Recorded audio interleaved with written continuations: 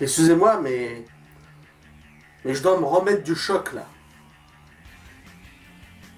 Un public de films d'horreur calme. Ça existe! Blague à part, donc, alors comme vous l'aurez sans doute remarqué, je n'ai pas mis de fond vert. Je suis désolé, c'est qu'en ce moment, vous l'entendrez peut-être un petit peu à ma voix et aussi un peu à la quinte de tout. Je suis malade en ce moment. Donc, j'ai pas la force d'installer le fond vert, ça va me demander quelques efforts, je suis un peu abattu par les médicaments. Rien de grave, rassurez-vous. Toujours est-il que pour les 3 prochaines critiques, il ne va pas y avoir de fond vert. Pour compenser, je mettrai une image à peu près là de l'affiche et je me débrouillerai pour vous montrer des extraits, ce genre de choses. C'est temporaire, dès que j'irai mieux, je me remets au fond vert, rassurez-vous. Sinon, lors de ma dernière critique, les nouvelles aventures d'Aladin, vous devenez de plus en plus nombreux à la regarder et vous avez été plusieurs à la commenter, c'est déjà mieux qu'avant. Je vous en remercie tous, j'ai lu tous vos commentaires. J'ai conscience que mon émission a encore ses faiblesses. Je compte l'améliorer. J'ai encore des problèmes de lumière à gérer, j'ai encore quelques problèmes de micro. J'ai totalement conscience que l'émission n'est pas parfaite, que l'émission manque encore de choses pour la rendre très bien. Mais rassurez-vous, je compte m'améliorer au fil du temps.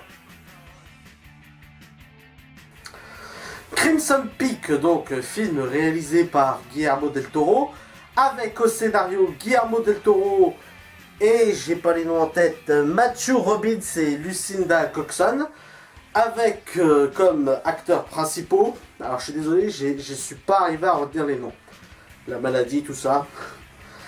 Alors, avec comme acteurs principaux, Tom Hiddleston, Charlie Hunnam, Jessica Chastain, Mia Wasikowska. Vous comprenez pourquoi je n'ai pas pu retenir les noms. Et Burn Gorman. L'histoire donc d'une romancière de récits fantastiques, donc de récits de fantômes, qui a des capacités de médium depuis la mort de sa mère quand elle était âgée de 10 ans, qui va faire la rencontre d'un baronnet, propriétaire d'un manoir à Cumbria en Angleterre, qui se fait nommer Crimson Peak et dans lequel elle va découvrir de nombreux secrets. Alors, globalement, le film est très bon.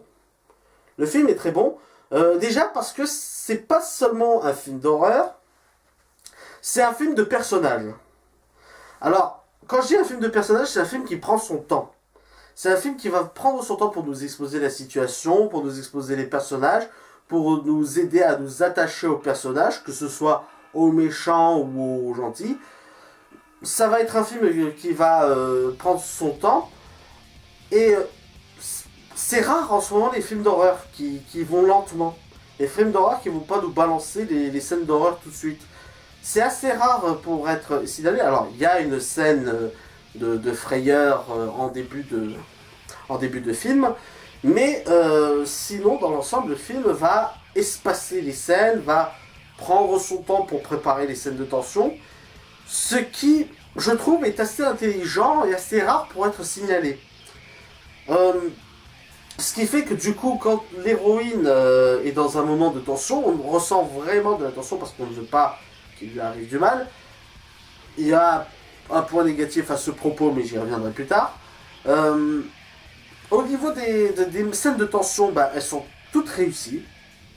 Toutes les scènes de tension sont cadrées intelligemment pour en fait nous faire croire qu'il va se passer quelque chose dans le cadre, mais qu'en réalité la chose paranormale va se passer hors cadre.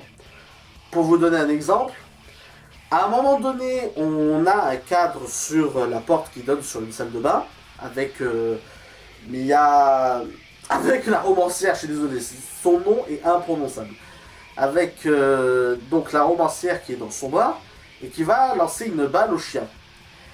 Et au fur et à mesure, elle n'arrête pas de lancer la balle, le cadre se rapproche, et à un moment donné, le chien revient sans la balle, et on entend un bruit bizarre. Et on se dit que le problème va arriver maintenant. Non, il arrive plus tard quand la balle revient. Alors, ça paraît nul dit comme ça, mais il faut voir le cadre qui est choisi, la musique qui est mise en scène. C'est vraiment assez perturbant. Il y a vraiment des scènes de tension où je me suis senti tout petit, où je faisais pardon madame, ce genre de choses. Euh, Au niveau des acteurs, bah, tous bons. Alors, que je vous dise pas de bêtises, je crois que c'est Tom Hiddleston son nom. Je crois, hein. Alors attendez. C'est ça, oui, Tom Hiddleston. Tom Hiddleston qui est toujours très bien. Alors Tom Hiddleston, si vous ne le situez pas, c'est Loki dans Thor, dans Avengers, dans tout ce genre de film. C'est Tom Hiddleston qui l'interprète, qui joue très bien. C'est toujours ce rôle de personnage ténébreux, mais dans un registre un peu différent. C'est-à-dire que là, c'est pas un personnage antipathique, mais c'est le registre ténébreux dans le domaine sympathique. Sa sœur, alors j'ai plus le nom des acteurs, je suis désolé, mais sa sœur est très bonne actrice. Très bonne actrice. Le sujet n'hésite pas d'ailleurs à attaquer des sujets un peu perturbants comme l'inceste, comme les matricides, ce genre de choses.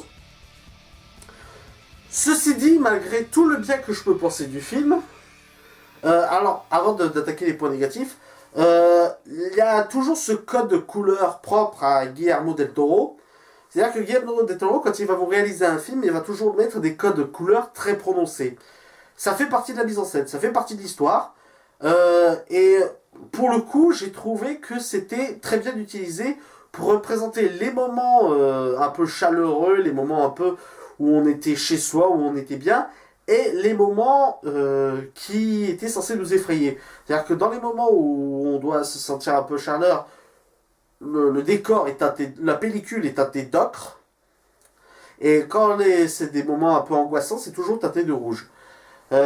C'est un travail assez bien dans la mise en scène qui du coup rend un peu les scènes de tension un peu prévisibles, mais qui pour le coup est bien fait. Il faut dire que la couleur rouge est très présente dans le film parce que là encore où le film a été intelligent, c'est que c'est du gore, mais il a réussi à faire du suspense dans le gore en fait.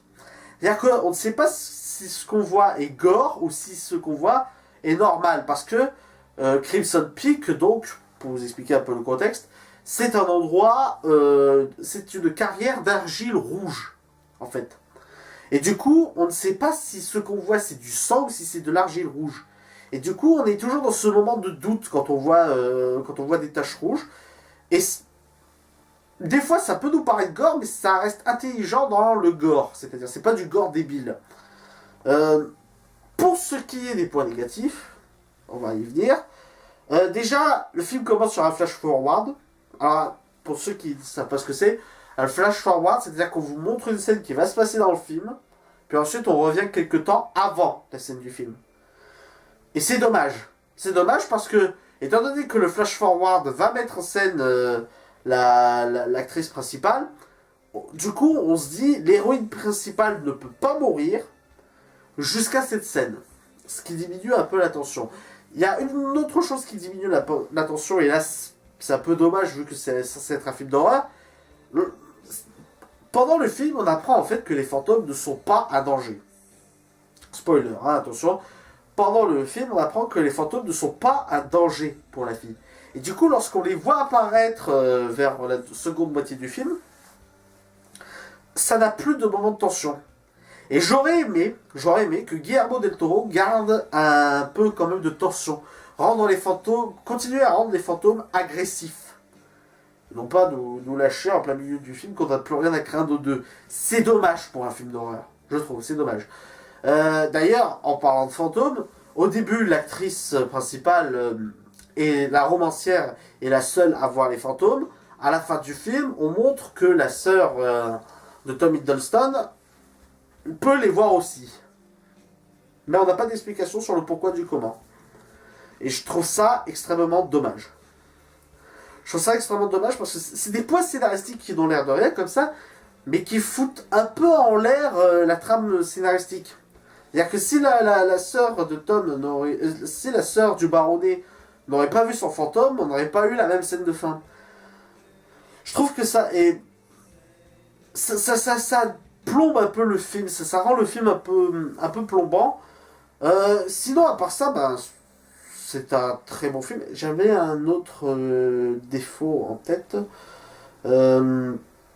Donc il y a le flash forward, je l'ai dit, les scènes de tension, je les ai dites. Non, je pense que... Ah oui, si. Du coup, le problème c'est que dès le début du film, on sent qu'il y a un truc qui va pas. C'est ça le problème, c'est que dès le début du film, on sent que entre le frère et la sœur, il y a quelque chose qui ne va pas. Et j'aurais préféré que Guillermo del Toro soit plus ambigu là-dessus. C'est-à-dire qu'à partir du moment où on sait que la merde va venir d'eux, même s'il reste les fantômes, on n'a plus tellement de suspense quant à l'attitude de bizarre. Oh, ça rend l'intrigue prévisible en fait. Ça rend l'intrigue prévisible et c'est le gros point d'ordre du film. C'est que l'intrigue est vachement prévisible et en plus c'est rempli, et pas rempli, mais a quelques défauts de trame. Alors du coup, il nous reste les scènes de tension qui sont absolument superbes. Mais c'est-à-dire qu'à partir du moment où le scénario revient à la charge, si ce n'est pas pour approfondir les personnages ou pour les rendre plus attachants, ça reste assez perturbant quand même. C'est-à-dire que le scénario, il est bien quand il n'avance pas. Quand le scénario avance, il y a un problème. Quand le scénario n'a pas ses moments de tension, il y a un problème. À partir du moment où le scénario se pose, que ce soit pour approfondir les personnages ou pour mettre de la tension, ça va très bien, tout se passe bien. À partir du moment où l'intrigue continue, ça... Est-ce que je vous le conseille de le voir pour Halloween? Oui. Ça reste un très bon film. Malgré tous les points noirs que j'ai cités, ça reste franchement un bon film de personnage, en tout cas. Plus qu'un film d'horreur, j'aurais plus appelé ça un thriller fantastique. Parce que film d'horreur, même si on a vraiment des scènes de grosse tension, on peut pas dire que le film nous provoque de l'horreur tout au long du film. Mais ça reste un très bon film de personnage. Et aussi, encore un point positif, on reconnaît bien là l'art de Guillermo del Toro de rendre le monstre fantastique. Le monstre à la fois horrifique mais aussi attrayant. Guillermo del Toro, sans doute l'un de mes réalisateurs préférés. Sans doute l'un des rares réalisateurs qui arrive à donner une image, un aspect, un son aux mots fantasmagoriques. Tout comme Tim Burton et Shyamalan, dont j'ai parlé déjà un petit peu dans la critique de The Visit, Guillermo del Toro fait partie de ces réalisateurs qui ont leur propre style, qui ont leur propre façon de filmer leur univers. Et l'avantage, c'est que Guillermo del Toro a déjà parlé de ses passions et de sa manière de filmer, ce qui va m'éviter de me lancer dans des explications hasardeuses. Il faut dire que la spécialité de Guillermo del Toro, que ce soit dans n'importe quel film, ce sont les monstres. Il ne se contente pas de donner une représentation d'une créature, non. Il lui donne une histoire, il lui donne un comportement, il lui donne une manière de vivre, il lui donne un background, ce qui rend parfois les créatures parfois très attachantes. Je trouve ça très intelligent de faire comme ça parce que à partir de là, tu peux faire découler n'importe quel sentiment dans la créature.